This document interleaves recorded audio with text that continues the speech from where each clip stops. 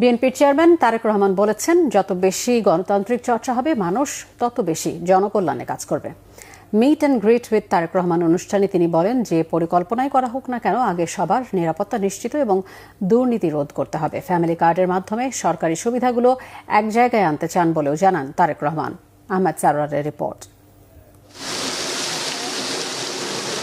তারেক রহমানের স্বদেশ প্রত্যাবর্তন উপলক্ষে আমার ভাবনায় বাংলাদেশ নামে রিলস প্রতিযোগিতার আয়োজন করা হয় বিএনপির পক্ষ থেকে। সেই প্রতিযোগিতার বিজয়ী 10 জনের সাথে সাক্ষাৎ করেন তারেক রহমান ও ব্যারিস্টার জায়মা রহমান। শনিবার গুলশানে বিচারপতি শাহাবুদ্দিন পার্কে এই সাক্ষাৎ অনুষ্ঠিত হয়। আলাপকালে উঠে আসে শিক্ষা খাতে দুর্নীতি সহ দেশের নানা সমস্যার কথা। তারেক রহমান বলেন, সবার আগে প্রয়োজন গণতান্ত্রিক চর্চা। আমরা ডেমোক্রেসি যত বেশি প্র্যাকটিস করবো এভরি লেভেল, শুধু যে জাতীয় সংসদ নির্বাচন তা না, আমরা ইউনিয়ন পরিষদের মেম্বার, ইউনিয়ন পরিষদের চেয়ারম্যান, পৌরসভার চেয়ারম্যান, পৌরসভার মেম্বার, আমরা এইখানে যত ডেমোক্রেসি প্র্যাকটিস করব তখন হবে কি আস্তে আস্তে সেই মানুষগুলোই সামনে বেরিয়ে আসবে যারা অ্যাকচুয়ালি মানুষের জন্য কাজ করতে চায়। জায়গায় পৌঁছতে সময় লাগবে, আমাদেরকে শুরুটা করতে হবে। আমরা চাইছি শুরুটা করতে ইনশাল্লাহ। আমাকে যদি বলেন একজন পলিটিক্যাল অ্যাক্টিভিস্ট হিসাবে, অনেক কিছু করতে চাইছি না, আমি অল্প কিছু করতে চাইছি, কিন্তু জিনিসটা ঠিকভাবে করতে চাইছি, যতটুকু সম্ভব ঠিকভাবে। আগামীর বাংলাদেশ গঠনে বিএনপির ভাবনাগুলো তুলে ধরেন তারেক রহমান। বাংলাদেশ গভর্নমেন্টের এই সোশ্যাল সেফটি নেটওয়ার্কের 138টা প্রজেক্ট চালু আছে বিভিন্ন মিনিস্ট্রি বা ডিপার্টমেন্টের।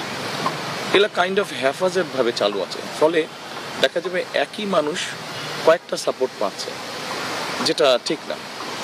আপনার রিসোর্স নষ্ট হচ্ছে, একজন 3টা সাপোর্ট পাচ্ছে, আরেকজন একটাও পাচ্ছে না। আমরা এই জিনিসটাকে একটু অর্গানাইজ করতে চাইছি থ্রু ফ্যামিলি কার্ড। দুটো বিষয় আমাদেরকে বাই এনি মিনস আমাদেরকে অ্যাড্রেস করতে হবে। আমরা যেই পরিকল্পনাই করি না কেন, ফ্যামিলি কার্ড হোক, কৃষক কার্ড হোক, এনভায়রনমেন্ট হোক, খেলাধুলার ব্যাপারে হোক, যেটাই আমরা করি না কেন, আমাদেরকে একটা জিনিস এনশিওর করতে হবে, সেটা হচ্ছে ল অ্যান্ড অর্ডার। অর্থাৎ মানুষ যেটা বলেছে, আমাদের ছোট বোন বলেছে যে যাতে সবাই রাস্তায় নিরাপদে থাকতে পারে, এটা এনশিওর করতে হবে।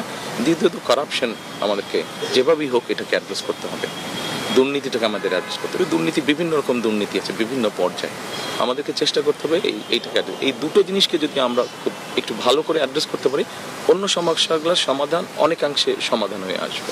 জাইমা রহমানের মতে, সামাজিক ও পারিবারিকভাবে সচেতনতাই পারে সাইবার বুলিং এর মতো ঘটনা কমাতে। আগে 2002-2003 সময় যে অ্যাসিডদের ওই যে অ্যাড দেখানো হতো, তো আমাদের শিক্ষাও দিতে হবে বাচ্চাদেরকে, তরুণদের, যুব সমাজকে এই যে এগুলোর ব্যাপারে।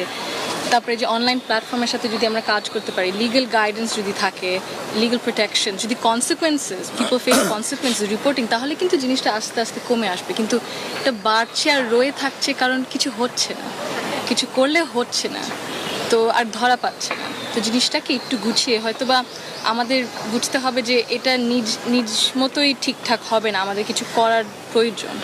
আর হয়তো বা তরুণরাই কোনো সলিউশনস বের করতে পারবে।